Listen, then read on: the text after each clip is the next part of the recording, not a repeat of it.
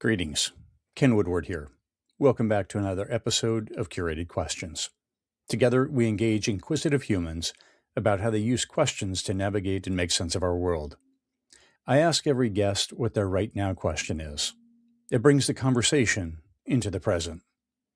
This is Right Now Questions, America at 250. 250 years. 10 generations.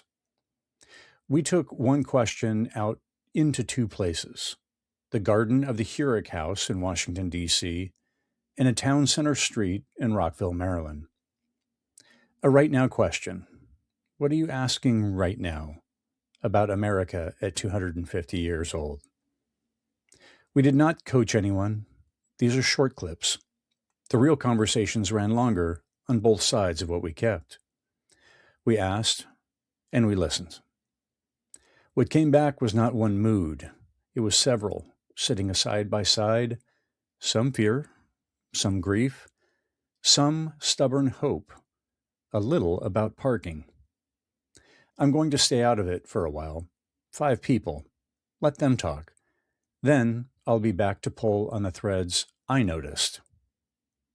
So my right now question, after having lived 17 years in this country, on America's 250th birthday would be, where did some of the civility and the humanity that this country taught me go? My experience would be in two places in America. I was in Minnesota for 5 years, and then I've been in Washington, D.C.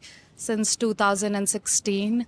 And I think the rhetoric that existed in the country was very different than what it has been in the past few years. Yeah. And I think I became an adult in this country. This country taught me a lot, I'd say, and it's part of my identity in a lot of different ways. It taught me about dignity, about other people's humanity, no matter what their age, religion, caste, or sexuality is. I don't think those were my views when I was growing up, but I did learn and embrace those views in this country. So I feel pretty confident saying that the people in this country taught me those things. I don't see much of that in the past few years. And also the people just either seem angry or hopeless. My right now question in regards to America's 250th anniversary is, how is it that one single individual can shift the entire plan and dynamic for something that many different groups were organizing for several years? I used to work at the Kennedy Center, and as most people are probably aware by now, most of the staff that were there have been laid off, and we were very involved in the America 250 planning, but then it became Freedom 250, and a lot of things have changed, and I think what we're seeing now is something pretty lackluster on the mall, and so it's disappointing for me because I felt like I had this sort of backstage pass to all of these really incredible ideas and events that were just going to happen all year in 2026, and it was going to be awesome. And yeah, well, here we are. So I guess the flip side, though, when I think about, one person being able to sort of change the directory of a particular event or a particular direction of a nation, it also makes me think that maybe one person can make a positive change and that I should be more bold in my ideas and going for things and maybe just, be more of a force of will and get other people to join me in being a force of will for the positive. My right now question, specifically in this time during the 4th of July 250th anniversary of this country, is what the future of our democracy looks like. And that's basically comes from the current gerrymandering and redistricting that's been happening. And also the way that they tried to pass, I think it's the SAFE Act or something like that, that would basically limit lots of women and underprivileged people's voting rights. It's just very concerning, and it makes me afraid of what 2028 election time could look like. Obviously, we the president can't and shouldn't have a third term. Like, that's not how it works. And I'm afraid of, with what he's trying to pass through office, what the Congress is trying to do, that they'll find some kind of loophole and just ruin democracy completely in this country. But another part of me also is hopeful because people are fighting back. We don't want to go back to Jim Crow. And if we don't fight back, then I'm afraid that's possible. So that's my question right now. I guess my right now question would be, are we going to be kinder to each other or worse in 250 years, really? Because, yeah.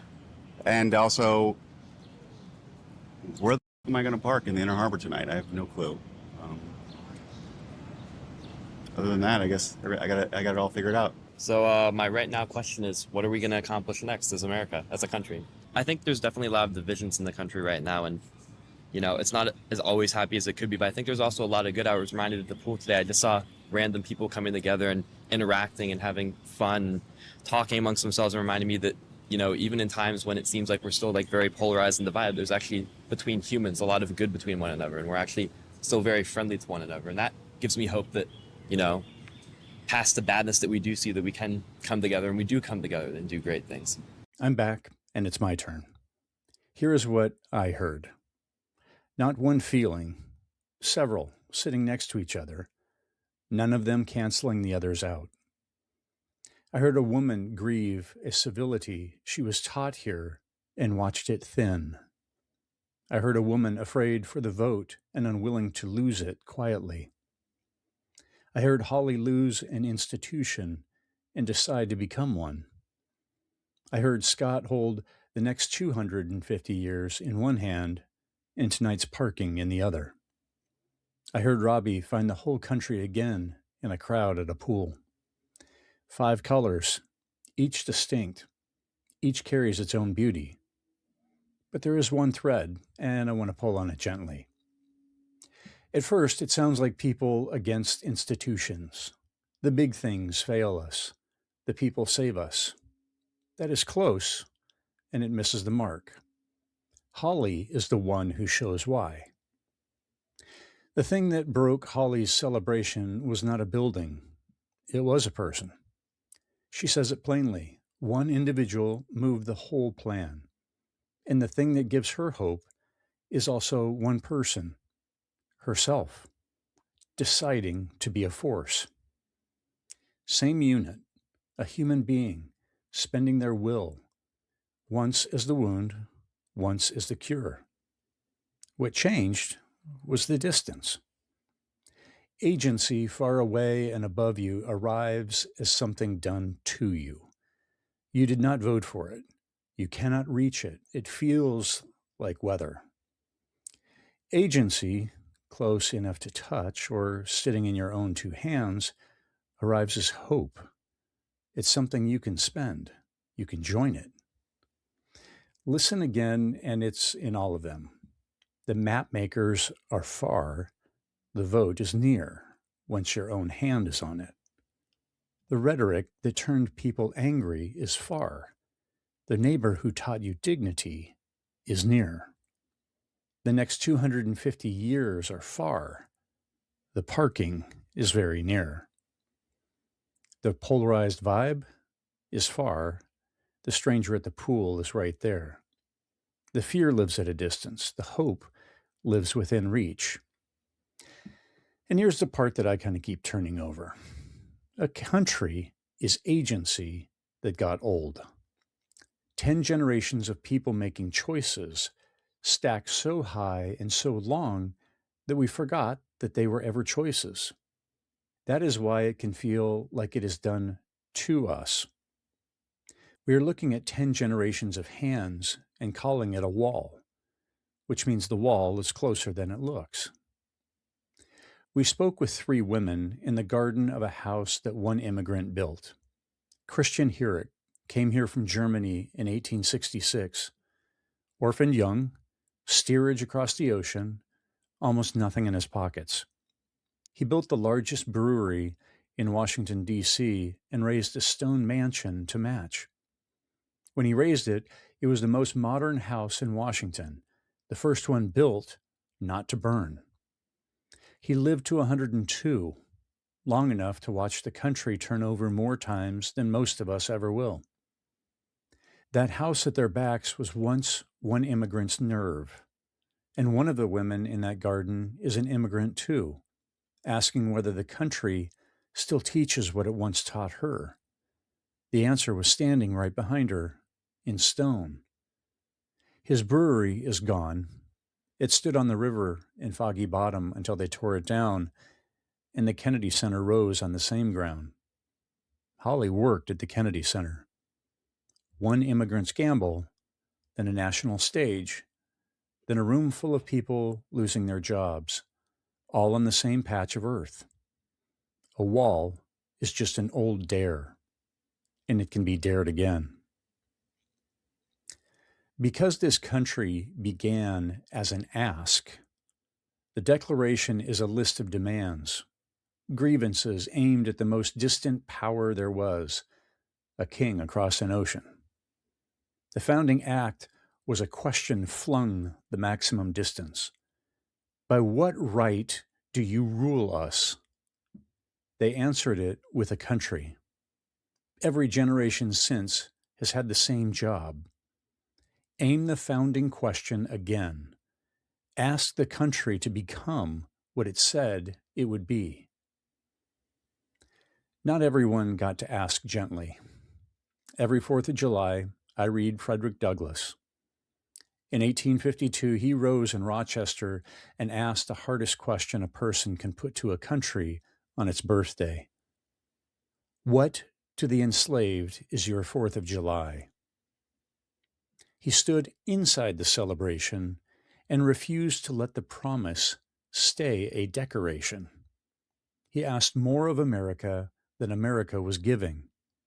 That is the bravest form of the ask. Loving a country enough to demand it keep its word. That is what a patriot is. Someone who loves the country enough to trade the myth for the question. Nostalgia keeps the flattering half and forgets the rest. The hard question wants all of it. What were we promised? What did we deliver? Where does the gap still run? And we are being measured too. 10 generations from now, someone will hold our work up against the foundation and read what we added, or what we let crack. The 5 people you just heard are doing a smaller version of the same thing. Where did the civility go? Will you guard my vote? Will we be kinder?